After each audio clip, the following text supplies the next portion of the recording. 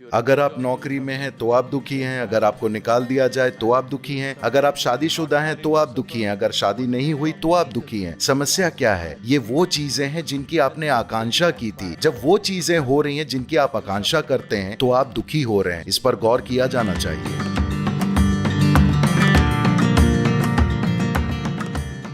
जब हम ऐसे मुश्किल रिश्तों का सामना करते हैं जहां दूसरे व्यक्ति को नज़रअंदाज नहीं किया जा सकता, चाहे वह बॉस हो या आपकी पत्नी, कई बार मैं कंट्रोल खो देता हूं और ऐसा लगता है कि पूरा माहौल मेरे खिलाफ साजिश कर रहा है। क्या मैं स्थिति से खुद ही निपट सकता हूं? क्या किसी और को दोष देना ठीक है?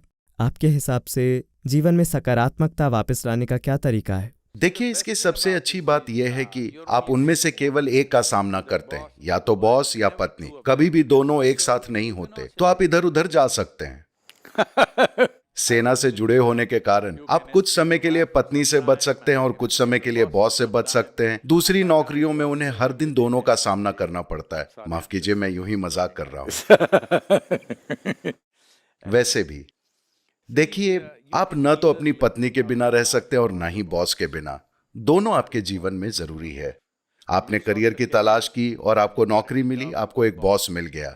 आपने रिश्ते की तलाश की, आपकी शादी हुई और आपको पत्नी मिल गई। तो ये वो चीजें हैं जिनकी आपने आकांक्षा की थी। जब आपकी आकांक्षा पूरी हो गई तो आप दुखी हो गए। इस पर गौर किया जाना चाहिए। ये पत्नी के बारे में नहीं है, ये बॉस के बारे में नहीं है, ये खुद के बारे में है। क्योंकि इंसान ऐसी स्थिति में आ चुका है कि आप जहां भी उसे रखते हैं वो दुखी होने का एक रास्ता खोज लेते हैं। ऐसा हुआ, एक दिन शंकरन पिल्लई का अपनी पत्नी से बहुत बड़ा झगड़ा हो गया।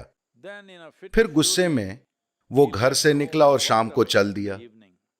वो इधर उधर घूमता रहा। वो शहर के ठीक बाहर घूम रहा था, ये जाने बिना कि किधर जाना है, क्या करना है, क्योंकि तुरंत घर वापस जाना शोभा नहीं देता।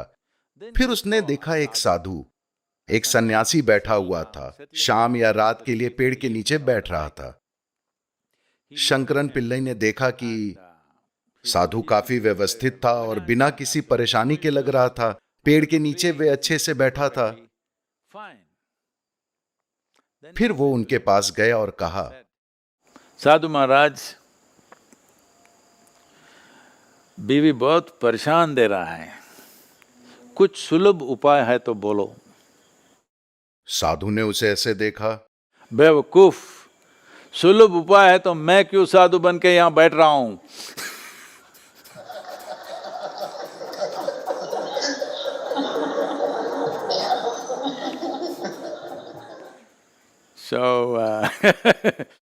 देखिए, हम कहते हैं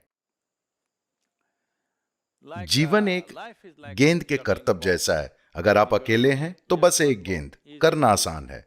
आप दो हों तो दो गेंदें, थोड़ा ज्यादा मुश्किल, ज्यादा ध्यान देने की जरूरत होगी। फिर आप चार हो गए, आपके पास करतब करने के लिए चार गेंदें हैं। अगर आपके पास एक भारतीय सेना हो तो आपके पास करतब करने के लिए 10,000 गेंदें होंगी। तो आप कितनी गेंदों को खुशी से घुमा सकते हैं, आपको उतनी ही गेंद उठानी चाहिए। अगर आप खुद को समर्थ बनाए बिना अपनी गतिविधि को बढ़ाना चाहेंगे तो आपका काम ही आपको दुख देगा। तो लोग एक देश की एक अंतरराष्ट्रीय कंपनी के एक बड़े कार्यकारी, एक ग्लोबल सीईओ कुछ समय पहले मेरे पास आए और एक गहरी संकट की स्थिति में मुझसे कहा, सद्गुरु, मैं इसे नहीं झेल सकता, वो मुझ पर इतना दबाव डाल रहे हैं। मैंने उनकी तरफ देखा और कहा, ठीक है, मेरी कामना है कि आपको निकाल दिया जाए।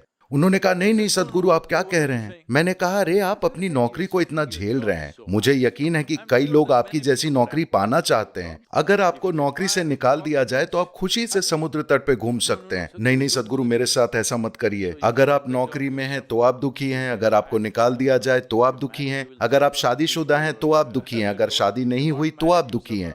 समस्या क्या है? समस्या ये है, समस्या इसके साथ है, पत्नी के साथ नहीं, बॉस के साथ नहीं, दुनिया के साथ नहीं। वे कुछ भी हों, मैं उनका बचाव करने की कोशिश नहीं कर रहा, वो चाहे जैसे भी हों, लेकिन मैं दुखी हूं या नहीं, ये निश्चित रूप से मेरे बारे में है। जैसे कि मैंने पहले कहा, दुनिया आप पर क्या फेंकती है ये आप नहीं चुन सकते। लेकिन आप उससे जो बनाते हैं वो 100% आपका चुनाव है। कर्म का यही मतलब है। जब मैं कहता हूं मेरा जीवन मेरा कर्म है, पत्नी जैसी भी है, बॉस जैसे भी हैं, आपके आसपास की दुनिया जैसी भी है, हर तरह की परेशानी हो रही है, लेकिन मैं इस एक को वैसे ही रखता हूं जैसे मैं चाहता हूं।